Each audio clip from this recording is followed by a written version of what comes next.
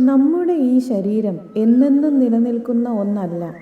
ഏത് സമയത്തും അത് നശിച്ചു പോകും. എന്നാൽ ഇന്നുള്ള ഈ മനുഷ്യ ശരീരവും വിവേകത്തോടെ ചിന്തിച്ച് മുന്നോട്ട് പോവാനുള്ള കഴിവുമൊക്കെ നമുക്ക് ലഭിച്ചത് എത്രയോ ജന്മങ്ങൾ മറ്റനേകം രൂപത്തിൽ ജനിച്ച് മരിച്ചതിന് ശേഷം മാത്രമാണ്.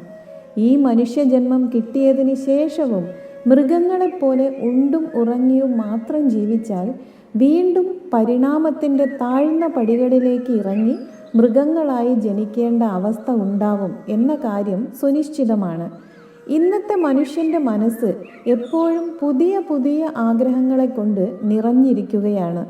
ഒരു ആഗ്രഹം സഫലീകരിച്ചു കഴിഞ്ഞാൽ അത് ആസ്വദിക്കുന്നതിന് മുൻപ് തന്നെ പുതിയ ഒരു ആഗ്രഹം വന്നു ചേർന്നിട്ടുണ്ടാകും.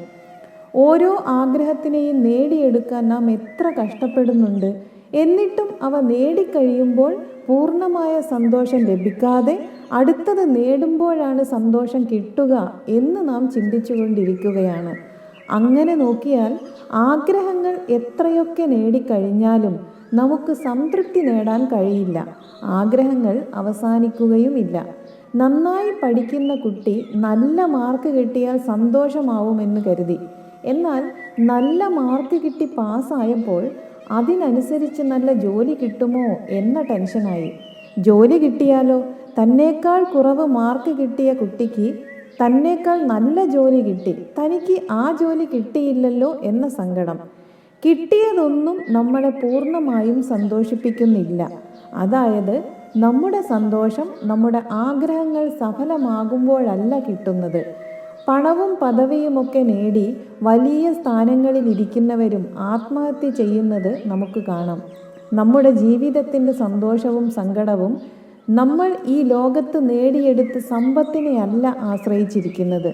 അത് പൂർണ്ണമായും നമ്മുടെ മനസ്സിനെയാണ് ആശ്രയിച്ചിരിക്കുന്നത്.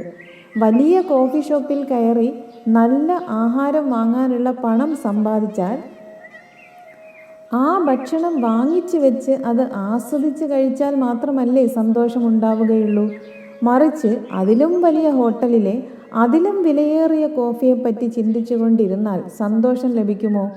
നേടുന്നത് എന്തായാലും നഷ്ടപ്പെടുന്നത് എത്ര വിലപിടിപ്പുള്ളതായാലും ഇപ്പോൾ കയ്യിലുള്ളതിൽ സന്തോഷിക്കണമെങ്കിൽ മനസ്സിനെ നമ്മുടെ കയ്യിലുള്ളതിൽ ആശ്വസിക്കാനും സന്തോഷിപ്പിക്കാനും പഠിപ്പിക്കണം.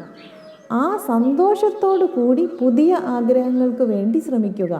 അങ്ങനെ ആയാൽ ജീവിതത്തിൽ സന്തോഷം നമ്മുടെ കൂടെ തന്നെ ഉണ്ടാകും.